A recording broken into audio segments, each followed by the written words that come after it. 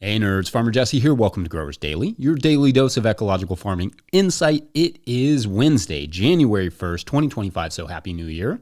And today we're going to talk about ramping up for the new season, making New Year's resolutions, and arguably the most important kind of health, and farming in this economy. Yeah, that too. So let's do it.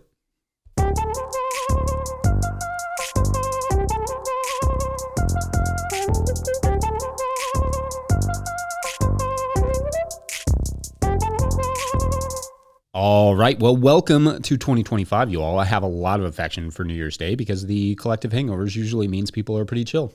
So that's good. Hopefully you made some good resolutions for the year. As you will recall, I made my resolutions back in like November or October or something, as I normally do, to make sure to exercise all winter. And I think so far so good. I also have a few lifelong resolutions that come up every year that I try to be mindful of and focus on. These are admittedly not very farmy, but they will ultimately lead to hopefully a better farm life. So anyway, one is simply being more thoughtful about the needs of other people in my life. I will admit wholeheartedly that I am not a naturally thoughtful person. It's weird, but I've come to accept that that is a reality for me.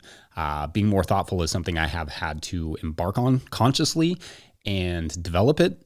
But I've gotten a lot better at it, I think, or at least I hope so. It's important to me that I have the people in my life know I care about them.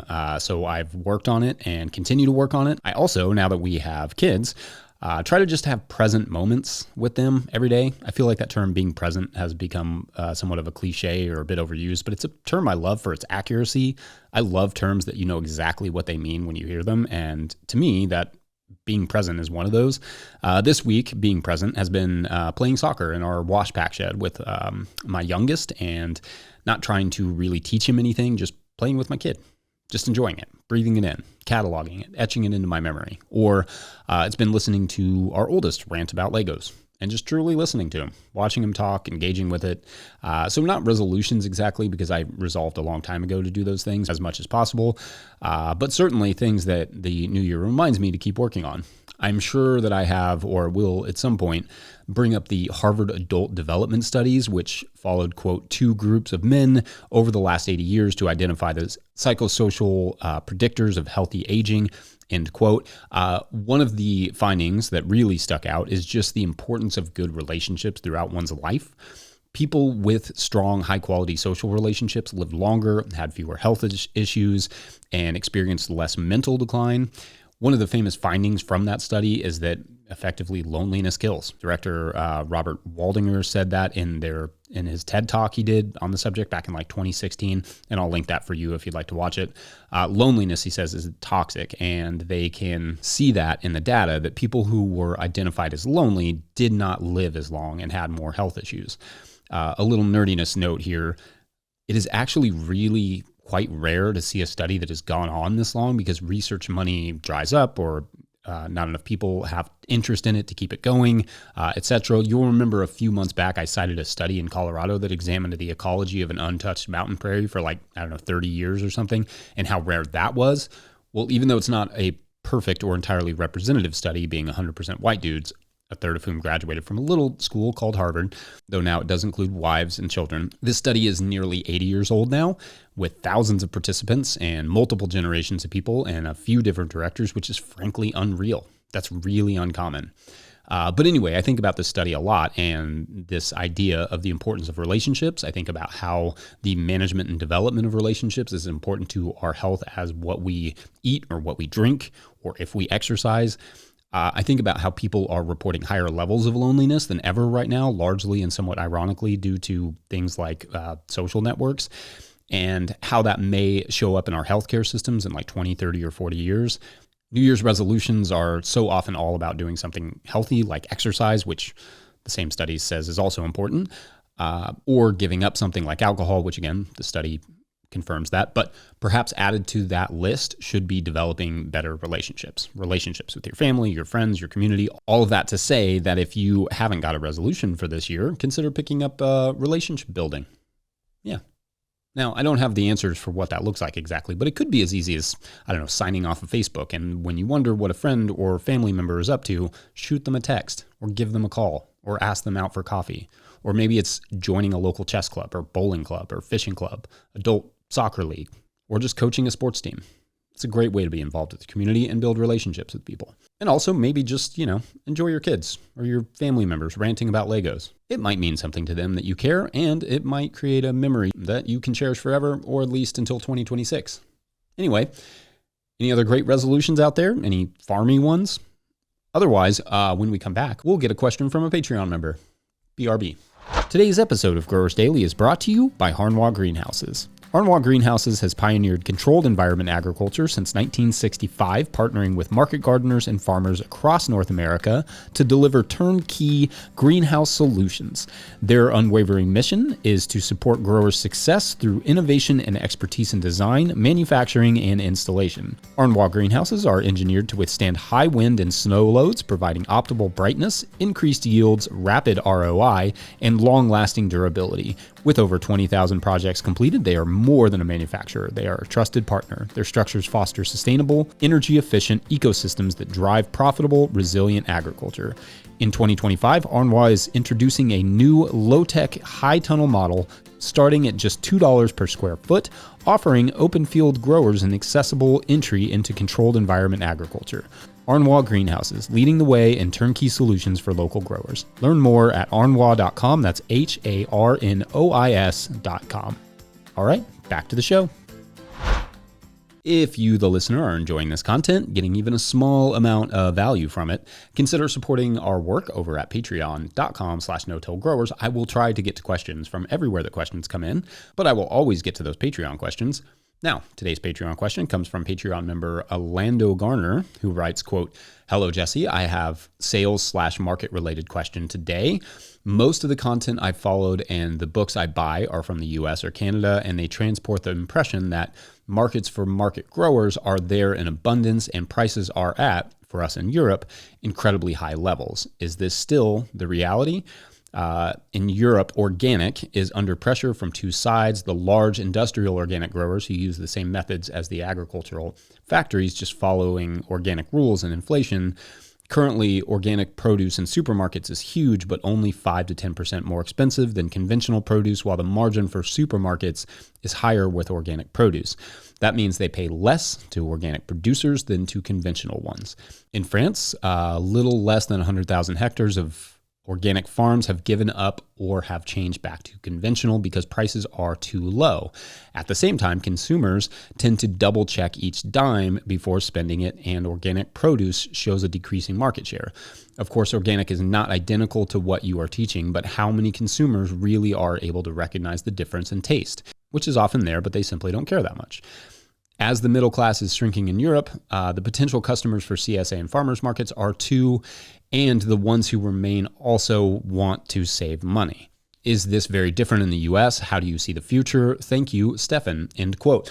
Okay, great question, Stefan, and thank you. For the listener, the details Stefan provided are pretty much accurate as far as I can tell. There is a huge movement of growers deconverting from organic at about 50,000 hectares in 2023, and the trend was expected to continue in 2024, though organic producers still went up 2% that year, as the director of Agence Bio told Le Monde, which is like the French New York Times, quote, "We've lost field crop producers, but we've gained market gardeners," end quote. However, the trend of larger scale growers moving away from organic could deteriorate further in 2024. There is indeed a shrinking middle class across Europe as it is in the US. Now, to the amount that organic produce fetches at market, at the supermarket at least, that could be regional because prices still, at least from what I can tell in the literature that's in English, are generally higher than just 10% more in France. But again, regional pricing exists here as it does everywhere. So anyway, I will do my best here to offer some American insight from someone who is notably not an economist, but has seen the market change and then change again here in the States. First, organic produce only being 5 or 10% more than conventional produce is a significant difference from the US, where organic produce costs almost double what conventional produce costs, depending on what it is and where you are. Also, it should be said that some of the biggest names in the market gardening are selling in very high-end markets with wealthier clientele. Not all of them, but many, which means that people are matching their numbers better than they maybe realize they are, because In some of those markets, you can charge almost triple what you can in smaller markets. That said, prices can change as wallets tighten, which they largely have been since the pandemic and inflation. Inflation has also been slightly harder on the EU than in America, I believe because of the energy crisis, but again, not an economist. Customers are going to often start cutting back their spending, so that may mean dropping organic produce for conventional produce to save money on the grocery bill every month, or it may mean skipping the CSA this year to just get exactly what they are going to use at the farmer's market or the grocery store. What that means for us as small-scale growers, well, it's complicated because that doesn't mean we can make less money for what we produce because it still costs the same to produce it. So in a case where customers are tightening their food budgets, we have to do one or all of the following. We have to find the niches we can fulfill that conventional can't really. We have to diversify our businesses either by teaming up with other farms or potentially starting cooperatives or whatever, or offering land on our farm to other growers who could supply something to our market table that we can't. We have to develop relationships and also add value to our produce that conventional growers can't. I mean, emphasis on relationships there, kind of a theme today. And we can make buying from us easier through online stores and home delivery where possible, and etc. And we have to make our systems as efficient as possible. That's also important. Small business ownership is always going to be complicated by the fluctuations in the market. It's just the frustrating nature of it. The other day, when we were on our drive to the beach, we stopped at one of those shopping centers full of retail stores and restaurants to get a bite to eat and stretch our legs. My oldest and I took a walk and went into a store where they were selling sports gear.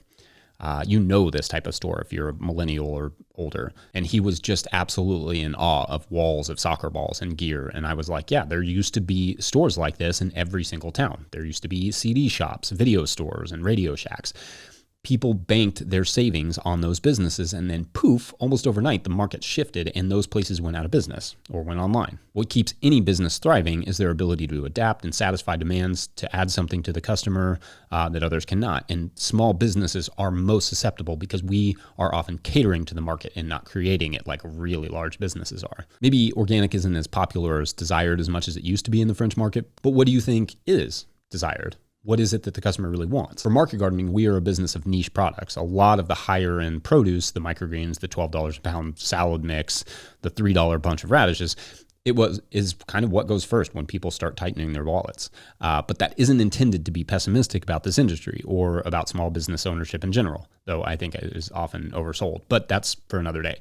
I still think farming is a reasonable business because people don't have to buy a record or a soccer ball, but they do have to eat. I still think farming is important, as we saw in the pandemic, at offering local food options when the grocery stores fail. However, I think as farmers and business owners, we have to create businesses that are resilient in lean times, which will look different for everyone. On the point about organic, that all depends on your market, whether that certification is worth it. If you're only getting 10% more, well, that may be worth it if you're selling large quantities and not wasting much and it's making you a profit. But if the customers don't care if you're organic, like restaurants often don't, then maybe you don't need that extra expense and work of certification. As for the part of your question, Stefan, about what I see the future as, well, the most optimistic outlook is that economic fluctuations are going to happen. They always have and they always will. Their duration and effect is impossible to guess, but their existence is almost certain. Therefore, we have to make our farm businesses as resilient as our farm practices. What that looks like will be different in every context, but having a plan for what you would do if the bottom dropped out of your market is a good idea for any small business, organic farms included. Run a hypothetical, a simulation. That answers the question of what would I do if no one could afford my food all of a sudden? What would happen? Like, how would I deal with that? And then what can I do now to get ahead of that idea or prepare for it? And that way, if everything is kosher for the next 50 years, like, you're set. And if something goes wrong, you're also set. Anyway, I'm not sure if I totally addressed your questions there, Stefan, but it was an interesting challenge. And I look forward to hearing what others have to say about it. Thanks for the support, and obviously keep us updated on how things are going over there. All right, we're going to take a quick break, and when we come back, we will talk about ramping up for the season. Be right back. Today's episode of Growers Daily is brought to you by Peaceful Heritage Nursery. If you're looking for hardy and resilient fruit trees, berry plants, or pawpaw trees, then check out Peaceful Heritage Nursery. Peaceful Heritage Nursery LLC is a mail-order nursery shipping premium quality fruit trees and berry plants across the USA. They specialize in resilient, non-GMO plant genetics for small growers. Their diverse selection includes berries, cold hardy figs, passion fruit, gumi, mulberry, and much more. They're famous for their diverse selection of premium quality grafted pawpaw trees. 5-star Google ratings and customer testimonials attest to their commitment to excellence in quality and service. Find them at peacefulheritage.com and join their mailing list. Once again, find them at peacefulheritage.com. Use the promo code NOTIL, all caps, one word, for 10% off your first order. All right, back to the show. So this has been a fun week on the farm. This week after Christmas, it's basically always the first week of the growing season for me as I get seeds ordered, get the garden plan finalized, and then get the greenhouse ready for onions. The seeds should start rolling in the next few weeks, and onions are always my first starts. That's why I said onions and shallots, that is. This year I'm growing red onions, white onions, candy, and shallots, and all of them really need as long as a season as you can get. But I'm not going to talk about onion production here today. I did that whole video about that onion production. I think that was last year, maybe the year before. At this point, it all just kind of blends together. Anyway, I'll link that for you in the show notes. That will be the first thing I start in 2025, the onions, followed by sowing our first round of carrots in the tunnel next week as well. Napoli or Mokum are my go-to early carrot varieties for the flavor and the speed of them. Coming out of the winter, the January sown tunnel carrots and the March sown field carrots are the sweetest carrots I can get until the fall. So one thing I'd like to try this year that I've never really done in the past is grow more of them in the spring as a sort of storage crop to sell through July and August to our retail outlets, just because I like that sweetness. Anyway, I love this time of year, the ramp-up season. But in years past, a big lesson I've learned is that you cannot slouch in the build up to the growing season. There's no messing about. I've discovered, often the hard way, that the harder I work now, the less stressful the season will be later. The more I take my time to organize and clean and prepare, the less stuff I will be stepping over in March and losing to the grass in April than discovering with my mower in May. And the windows are small to really get a lot of work done in the winter. Sunlight, albeit slowly returning, is basically non-existent compared to the summer. So the days are short, the temperature fluctuations make some weeks productive and other weeks impossible to do anything outdoors. For instance, this week is hoodie weather, which is an easier description than saying the Fahrenheit and Celsius every time. And next week will be, below freezing, basically every day. And needless to say, when stuff is frozen to the ground or the soil mix is a block of ice, it's just a lot harder to get anything done.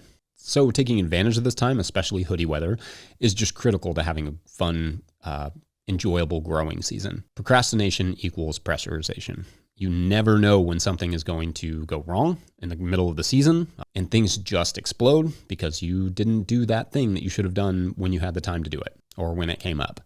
And I know I'm using the word you there, but I'm specifically talking to Farmer Jesse, reminding him that when he puts projects off, he pressurizes his life and his business, which may sometimes, maybe even often, work itself out. But those times when it explodes, it's not great. So anyway, I'm enjoying working hard now so that hopefully the season will go smoothly and be fun and enjoyable, and I'll have a lot of good stuff to share with you all throughout. As we say in soccer and sports, cry and practice so you can laugh in the game. And not that the off season is practice exactly, but it is sort of, right? Preparation, practice is preparation. Also, I can't be expected to not make a soccer reference, at least at some point, or technically this episode would be a fail. I think it's in the rule book. Anyway, I'm going to leave it there for now. Huge shouts to Willie Breeding for the theme music and the team at No-Till Growers. Pick up a copy of the Living Soil Handbook or the Seed Farmer at no-tillgrowers.com to support our work. Big thank you to everyone over at patreon.com/no-tillgrowers, where at a certain level, or if you just bump up from one level to another, or you just sign up in the month of January, you get a shout out in the show. So big shout outs today to Nick, Cheryl B, Faith, gotta have faith, we learned that from George Michael, and Lindsay-Anna Jones, which is a great name. I don't think that's probably your real name, but if it is your real name, that's solid. Very solid. And this particular novel is about a group who start a gym, and where every surface and every piece of equipment, from the bikes to the weights, can collect the energy used to generate power for a small town in South Carolina. The name of the gym, I think, is Rotosynthesis. Yep. It's a great story. Very hopeful. Anyway, Happy New Year, everyone. Thanks for watching and or listening. We'll see you tomorrow.